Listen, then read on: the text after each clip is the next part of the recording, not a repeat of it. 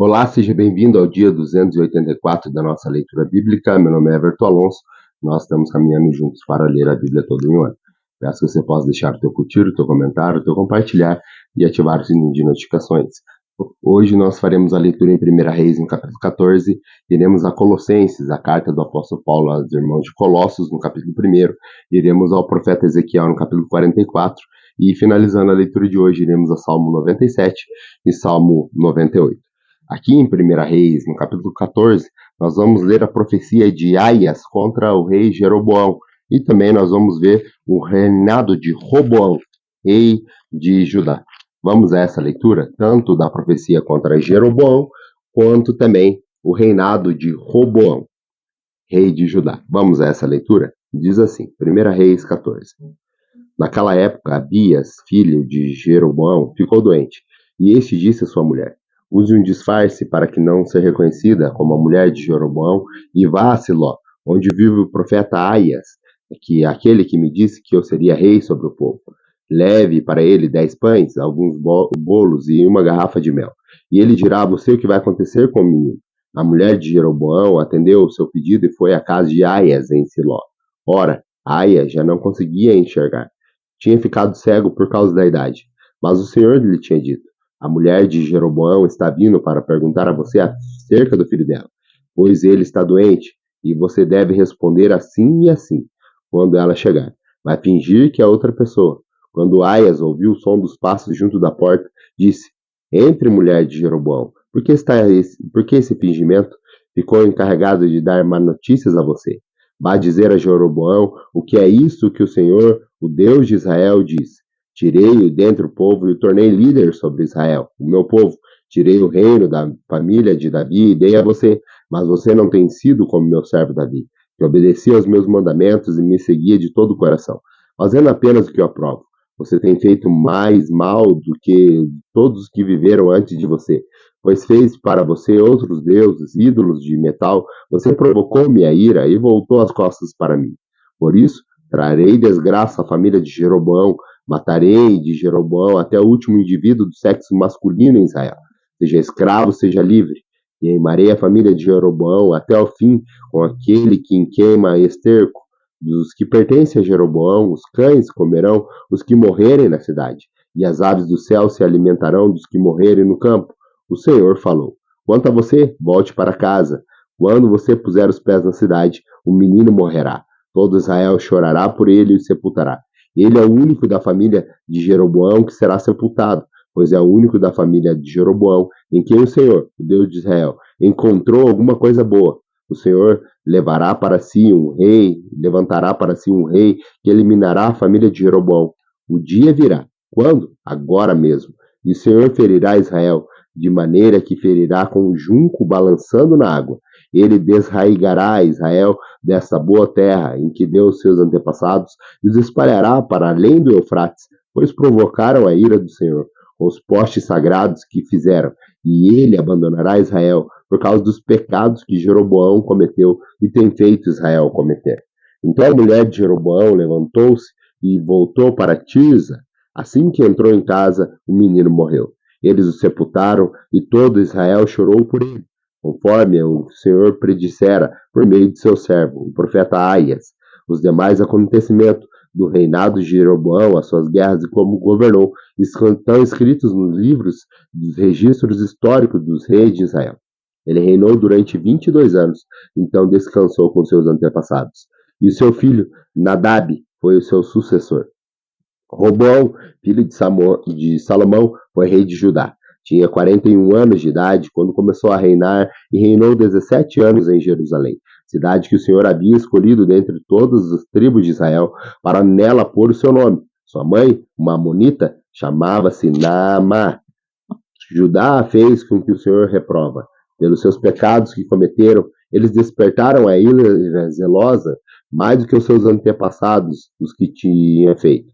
Também construíram para si altares idólatras, colunas sagradas e postes sagrados sobre todos os montes e debaixo de todas as árvores frondosas. Havia no país até prostitutos cultuais. O povo se envolvia em todas as práticas detestáveis das nações que o Senhor havia expulsado diante de Israel. No 5º ano do reinado de Roboão, Sisaque, rei do Egito, atacou Jerusalém. Levou embora todos os tesouros do templo do Senhor e do palácio real, inclusive os escudos de ouro que Salomão havia feito. Por isso, o rei Roboão mandou fazer escudos de bronze para substituí-los e os entregou ao chefe das guardas da entrada do palácio real. Sempre que o rei ia ao templo do Senhor, os guardas empunhavam os escudos e em seguida os devolviam à sala da guarda. Os demais acontecimentos do reinado de Roboão e tudo o que fez estão escritos nos registros históricos dos reis de Judá. Houve guerra constante entre Roboão e Jeroboão. Roboão descansou com seus antepassados e foi sepultado com eles na cidade de Davi. Sua mãe, uma amonita, chamava-se Naamá, e o seu filho Abias foi o seu sucessor. Vamos ao Novo Testamento? Hoje, no Novo Testamento, nós vamos ler o primeiro capítulo da carta do apóstolo Paulo aos irmãos em Colossos, as cartas aos Colossenses. Aqui o apóstolo Paulo, ele envia a ação de graça e ele fala também da supremacia de Cristo e ele fala do trabalho dele pela igreja do Senhor Jesus. Vamos a essa leitura? Colossenses, capítulo 1. Paulo, apóstolo de Cristo Jesus, pela vontade de Deus, e ao irmão Timóteo, aos santos e fiéis irmãos em Cristo que estão em Colossos, a vocês, graça e paz da parte de nosso Deus, nosso Pai, e do nosso Senhor Jesus Cristo. Sempre que agradecemos a Deus, o Pai do nosso Senhor Jesus Cristo, quando oramos por vocês, pois temos ouvido falar da fé que vocês têm em Cristo Jesus e do amor que têm por todos os santos, por causa da esperança que está reservada a vocês no céu, a respeito da qual ouviram por meio da palavra da verdade, o evangelho que chegou até vocês. Por todo o mundo, esse evangelho vai frutificando e crescendo, como também ocorre entre vocês, desde os dias em que ouviram e entenderam a graça de Deus em toda a sua verdade. Vocês o aprenderam com Epáfras, nosso amado cooperador, fiel ministro de Cristo para conosco, que também nos falou do amor que vocês têm no Espírito. Por essa razão, desde o dia em que ouvimos, não deixamos de orar por vocês, de pedir que sejam cheios do pleno conhecimento da vontade de Deus, com toda a sabedoria e entendimento espiritual. E isso para que vocês vivam de maneira digna do Senhor e em tudo possam agradá-lo, frutificando em toda boa obra, crescendo no conhecimento de Deus e sendo fortalecido com todo o poder, de acordo com a força da sua glória, para que tenham a perseverança e paciência com alegria, dando graças a Deus, ao Pai, que nos tornou digno de participar da herança dos santos no reino da luz. Pois ele nos resgatou do domínio das trevas e nos transportou para o reino de seu Filho amado, em quem temos a redenção, a saber, o perdão dos pecados. Ele é a imagem do Deus invisível, o primogênito sobre toda a criação, pois nele foram criadas todas as coisas, nos céus e na terra, as visíveis e as invisíveis, sejam tronos sejam soberanias, poderes ou autoridades, todas as coisas foram criadas por ele e para ele. Ele é antes de todas as coisas e nele tudo subsiste. Ele é a cabeça do corpo, que é a igreja. É o princípio e o primogênito dentre os mortos, para que em tudo tenha supremacia, pois foi do agrado de Deus que nele habitasse toda a plenitude e por meio dele reconciliasse consigo todas as coisas, tanto as que estão na terra quanto as que estão no céu, estabelecendo a paz pelo sangue derramado na cruz. Antes vocês estavam separados de Deus, e na mente de vocês eram inimigos por causa do mau procedimento de vocês. Mas agora ele os reconciliou pelo corpo físico de Cristo, mediante a morte, para apresentá-los diante dele santos, inculpáveis e livres de qualquer acusação, desde que continuem alicerçados e firmes na fé, sem se afastarem da esperança do Evangelho, que vocês ouviram e que tem sido proclamado a todos que estão debaixo do céu. Este é o Evangelho do qual eu, Paulo, me tornei ministro. Agora me alegro em meu sofrimento por vocês e completo no meu corpo o que resta das aflições de Cristo, em favor do seu corpo, que é a igreja. Dela me tornei ministro de acordo com a responsabilidade por Deus a mim atribuída, de apresentar a vocês plenamente a palavra de Deus, o mistério que esteve oculto durante épocas e gerações, mas que agora foi manifestado aos seus santos. A ele quis Deus dar a conhecer entre os gentios a gloriosa riqueza deste mistério, que é Cristo em vocês, a esperança da glória. Nós o proclamamos, advertindo e ensinando a cada um com toda sabedoria, para que se apresentemos todo homem perfeito em Cristo. Para isso eu me esforço, lutando conforme a sua força, que atua poderosamente em mim. Vamos agora para o livro do profeta Ezequiel. No profeta Ezequiel, nós faremos a leitura do capítulo 44 do profeta Ezequiel, onde aqui ele vai falar sobre os príncipes, os levitas e os sacerdotes.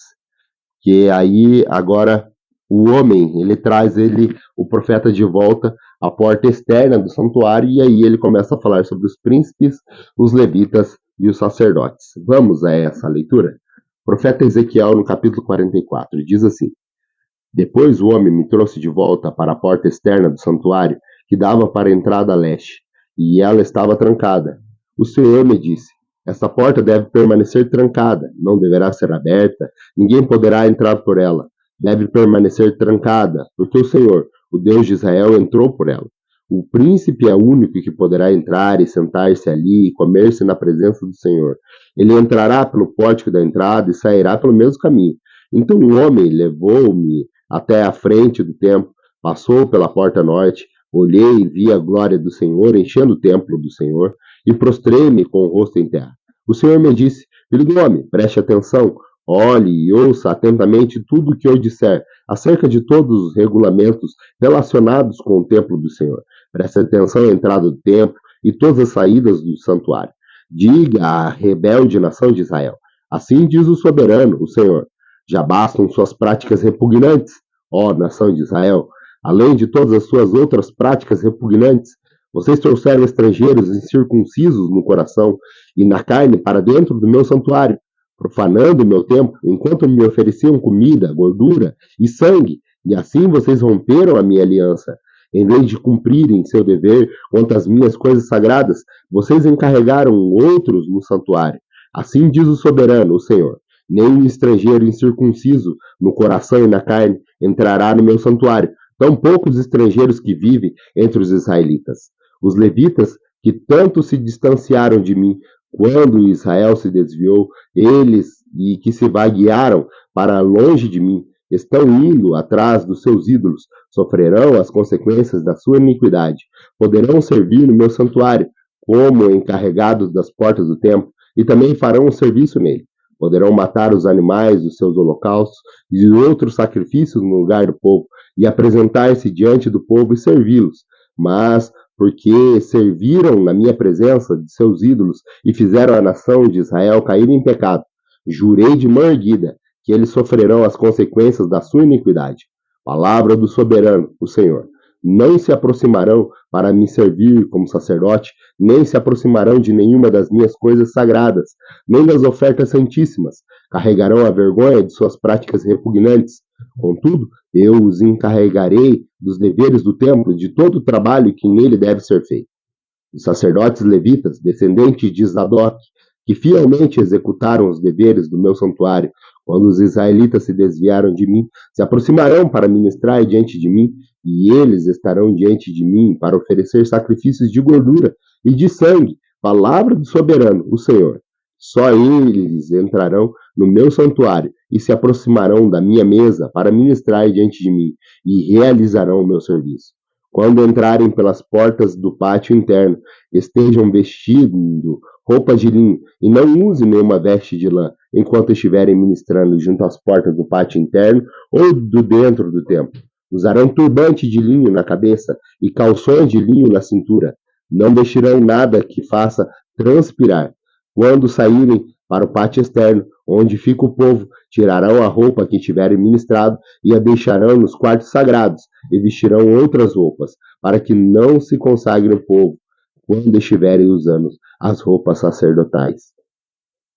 Não raparão a cabeça, nem deixarão a cabeça do cabelo comprido, mas manterão aparado. Nenhum sacerdote beberá vinho quando entrar no pátio interno. Eles não se casarão com viúva ou divorciada, só poderão casar-se com uma mulher virgem de ascendência israelita ou com a viúva de sacerdote.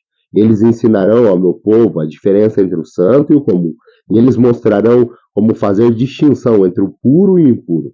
Em qualquer disputa, os sacerdotes servirão como juízes, e a decisão será tomada de acordo com as minhas sentenças.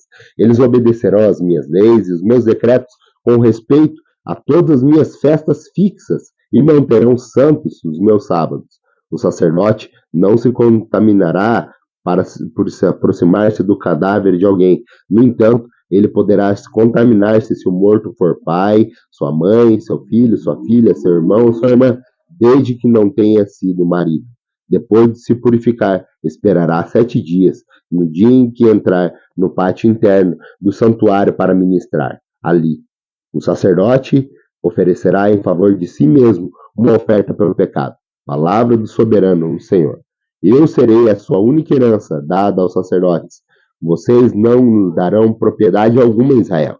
Eu serei a sua herança. Eles comerão as ofertas de cereal, as ofertas pelo pecado e as ofertas pela culpa, e tudo em Israel for consagrado ao Senhor será deles. O melhor de todos os primeiros frutos e todas as contribuições que vocês fizerem pertencerá aos sacerdotes.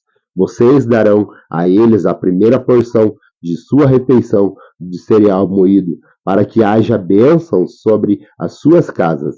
Os sacerdotes não comerão a carne de aves e de animais encontrados mortos ou despedaçados por animais selvagens.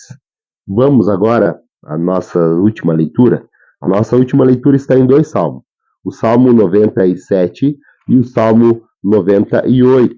Esses 2 salmos, eles falam da grandeza, esses 2 cânticos, eles falam da grandeza do Senhor e como ele se torna todas as coisas pequenas diante do seu grande poder.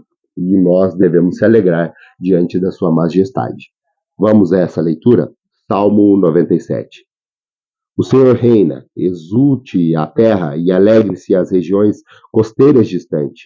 Nuvens escuras e espessas o cercam. Retidão e justiça são a base do seu trono.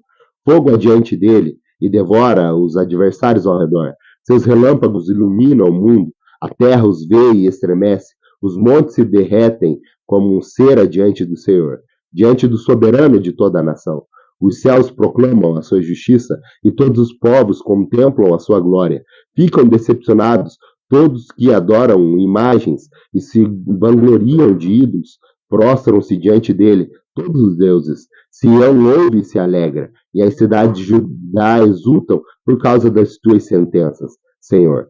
Pois tu, Senhor, és o Altíssimo sobre toda a terra. És exaltado muito acima de todos os deuses. Odeiem o mal, vocês que amam o Senhor, pois ele protege a vida dos seus fiéis e os livra das mãos dos ímpios.